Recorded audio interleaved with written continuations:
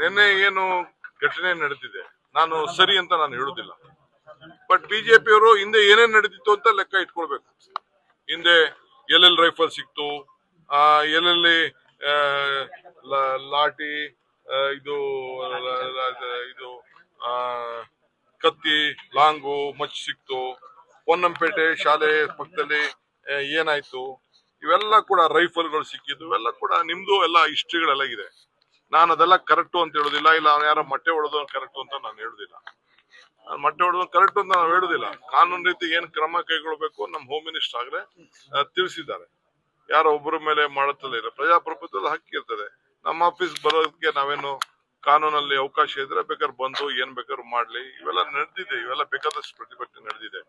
But ನೀವು ಕೂಡ ಅರ್ಥ ಮಾಡ್ಕೊಳ್ಬೇಕು, ಇದು ದೇಶದ ಯುವಕರ ಭವಿಷ್ಯ, ಯುವ ಧ್ವನಿ ಇದು. ನಾವು ಇದಕ್ಕೆ ಅವ್ರು ಯಾರಿಗೂ, ನಿಮ್ಮ ಮಕ್ಕಳೇ ಅಲ್ಲಿ ವಿದ್ಯಾಭ್ಯಾಸ ಮಾಡ್ತಾ ಇದ್ದಾರೆ, ನಿಮ್ಮ ಮಕ್ಕಳಿಗೆ ಭವಿಷ್ಯಕ್ಕೆ ಹಾಳಾಗ್ತಾ ಇದೆ. ಯಾಕೆ ಮುಚ್ಕೊಳ್ತಾ ಇದ್ದೀರಾ? ಒಪ್ಕೊಳ್ಳಿ. ರಾಜೀನಾಮೆ ಕೊಡುತ್ತಲ್ಲ ಏನ್ ತಪ್ಪಿದೆ? ಒಬ್ಬ ರಾಜೀನಾಮೆ ಕೊಟ್ಬಿಟ್ರೆ ಏನಾಗೋಗ್ತದೆ? ಪಾರ್ಲಿಮೆಂಟ್ ಅಲ್ಲಿ ಚರ್ಚೆ ಆಗ್ಲಿ, ಇವೆಲ್ಲ ಕೂಡ ಚರ್ಚೆ ಆಗ್ಬೇಕಿದು. ಪ್ರಜಾಪ್ರಭುತ್ವ ವ್ಯವಸ್ಥೆಯಲ್ಲಿ ಎಲ್ಲ ಕೂಡ ಆಗ್ಬೇಕು. ನಾವು ನಿಮ್ಗೂ ಎಷ್ಟೋ ಸಂದರ್ಭದಲ್ಲಿ ಟೀಕೆ ಬೇಡ ಅಂತ ಹೇಳ್ತೀವ. ಟೀಕೆ ಮಾಡ್ಬೇಕು. ಟೀಕೆ ಮಾಡಿದ್ರೆ ನಾವು ತಿದ್ಕೊಳ್ತೀವಿ. ನಾವು ಟೀಕೆ ಮಾಡಿದಾಗ ನೀವು ತಿದ್ಕೋಬೇಕು. ಇದು ವ್ಯವಸ್ಥೆ, ಇದು ನನ್ನ ಅಭಿಪ್ರಾಯ. ರಾಜ್ಯದಲ್ಲಿ ಕೊತ್ವಾಲ್ ಆಡಳಿತ ನಡೀತಾ ಇದೆ ಅನ್ನುವಂತ ಆರೋಪವನ್ನು ಮಾಡಿದ್ದಾರೆ. ಅವ್ರ ಖುಷಿಗೆ ಏನ್ ಬೇಕಾದ್ರು ಮಾತಾಡ್ಲಿ, ಹೆಂಗ್ ಬೇಕಾದ್ರು ಮಾತಾಡ್ಕೊಳ್ಳಿ.